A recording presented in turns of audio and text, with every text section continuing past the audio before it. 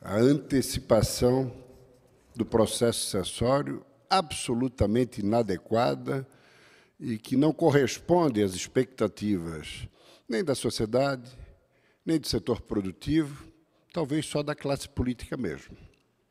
Ora, nós estamos em maio de 2020 e o processo sucessório já foi antecipado, com a agroindústria muito forte no Oeste, como bem colocou aqui o presidente da Fiesc, também o papel da nossa indústria.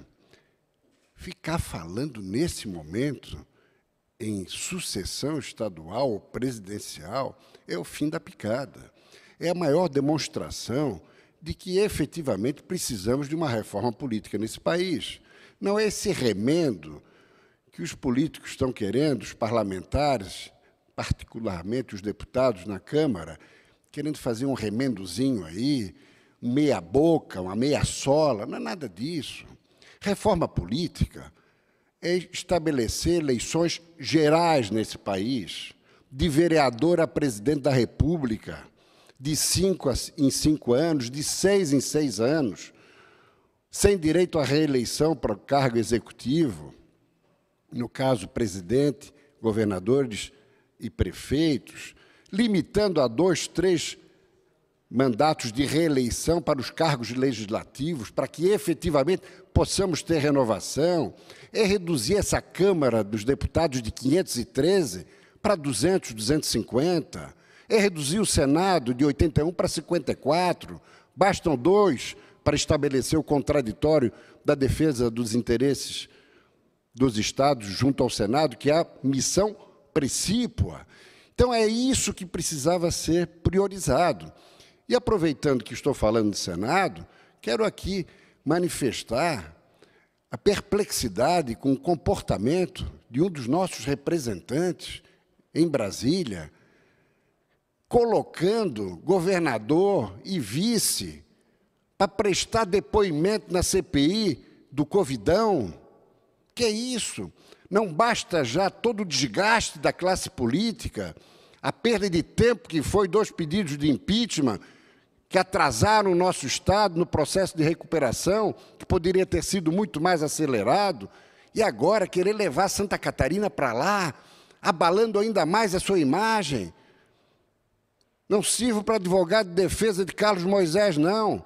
Agora, depois de 5 instituições diferentes atestarem que ele não teve participação e nem conduta ilícita no processo dos respiradores, levá-lo a Brasília, o que ganha o Estado catarinense com isso? Apenas esse senador querendo fazer palanque eleitoral para fortalecer o seu projeto.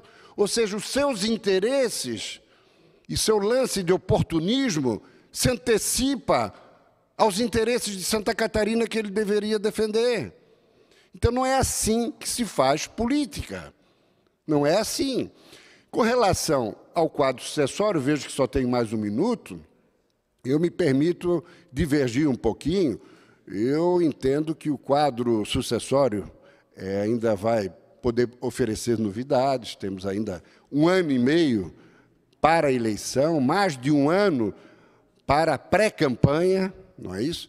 Então, acho que poderemos ter novidades, poderão surgir circunstâncias, considerando a evolução econômica do Estado, a questão da administração estadual, a situação nacional de um presidente da República completamente desbaratinado, um homem sério, que faz o governo sério, que não permite a corrupção, mas que efetivamente não se coloca à altura do cargo que exerce pelas suas manifestações intempestivas e tudo mais.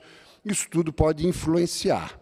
Mas eu diria que nós temos muitos coadjuvantes, tipo Gelson Merizio, Juarez Ponticelli, Clécio Salvaro, Jean Loureiro, Raimundo Colombo, Milton Obos, mas candidato real, tem outros candidatos que poderão ser colocados para marcar posição, tipo Décio Lima, do PT e outros aí, mas candidaturas hoje, na minha avaliação, considerando o momento atual, a perspectiva de momento, Eu só enxergo 3 candidaturas com alguma viabilidade eleitoral, que é justamente o senador Jorginho Melo, exclusivamente ancorado na candidatura ou na recandidatura de Jair Bolsonaro, porque lhe falta predicativos para uma disputa ao governo do Estado, e, além dele, ao natural, quem está à frente do governo, que é o candidato à reeleição, tem máquina,